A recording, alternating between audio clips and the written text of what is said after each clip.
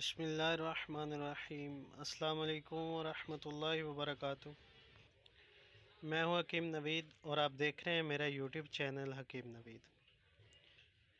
आज की वीडियो में मैं आपको चक्कर आने के असबाब और इनका इलाज के बारे में मालूमात फ़राहम करूंगा।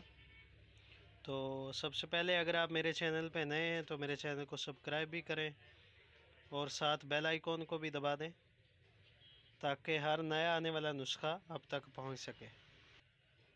तो बात यह है कि चक्कर क्यों आते हैं, किन अलामतों को चक्कर कहते हैं और चक्कर आने की वजह से कौन कौन सी जिस्म में बीमारियां मौजूद होती हैं जिनकी वजह से चक्कर आते हैं। तो सबसे पहले मैं ये अर्ज़ करना चाहूँगा कि चक्कर आने की असल वजह क्या होती है। तो वजह के बारे में बताने से पहले मैं आपको ये बताऊंगा कि चक्कर मुख्तलिफ़ जिस्मानी अलामतों का नाम है जो बहुत ज़्यादा दिमागी कमज़ोरी, आसाब की बहुत ज़्यादा लागरी और जिस्म पर किसी किस्म चोट लगना या सर पर किसी किस्म का हादसाती टकराव होना या दिमाग का बहुत ज़्यादा गर्म रहना और खून की कमी की वजह से और पुराना बुखार हो जिस बंदे को, बुखार का इलाज करने के बाद या कसरत मिलाप की वजह से या मिर्गी की हालत में जब बंदा इन बीमारियों से सेहत याब होता है तो जिस्म में एक ख़ास किस्म की बीमारी पैदा हो जाती है। इस बीमारी का नाम इंसैनिटी है, जो कि इन बीमारियों की ख़ात्मे के बाद जिस्म में बहुत ज़्यादा कमज़ोरी की वजह से पैदा होती है। तो मर्ज़ की मामूली हालत में उठने बैठने पर आँखों के सामने अंधेरा आ जाता है और सर चकराता है और इसके मुताबिक ही इस बीमारी की अलामत पाई जाती हैं। तो अब चलते हैं इसके इलाज की तरफ। इसका इलाज किस तरह किया जाए कि जो भी आम बंदा हो उसका सर चकराना या उसको चक्कर आना किस तरह बंद किया जा सकता है। तो इंशाल्लाह पहले की तरह मैं अब भी आपको एक देसी दवाई का पता दूंगा जिसके इस्तेमाल से मज़कूरा बीमारियों के बाद होने वाली कमज़ोरी बिल्कुल ख़त्म हो जाएगी और चक्कर जो आते हैं उनका इंतहाई मुफीद और सस्ता इलाज हो सकेगा। तो वीडियो में मैं आपको दिखाता हूँ। ये है जी खमीरा मरवारीद।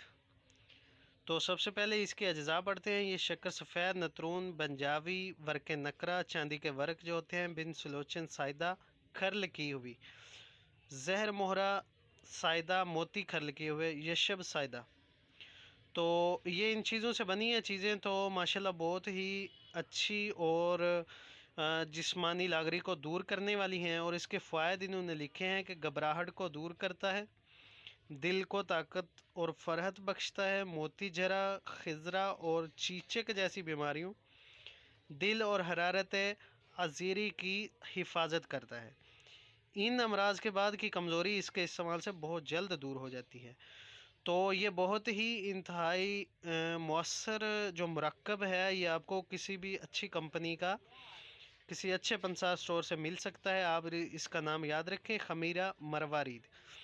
तो ये चक्कर आने वाले मरीज़ों के लिए बहुत ही मुजरब और बारहा बार इस्तेमाल की हुई दवाई है। ये आप बाज़ार से ले सकते हैं और चीज़ें इसके ऊपर भी लिखी हुई हैं, नुस्खा इसका।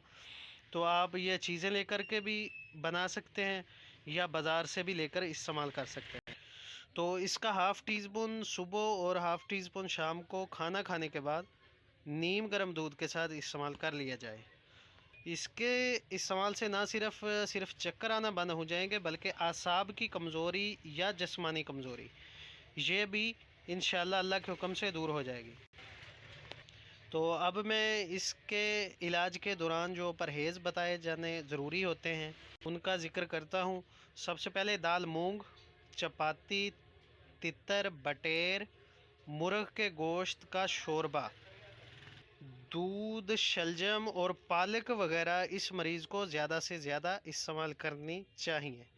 اور اس کے بعد دیر ہضم اور بادی چیزوں مثلا مسور کی دال، ماش کی دال، لہسن، پیاز اور چائے، تمباکو، شراب، انڈا، کثرت ملاب اور دماغی محنت سے بالکل آپ نے دور رہنا ہے۔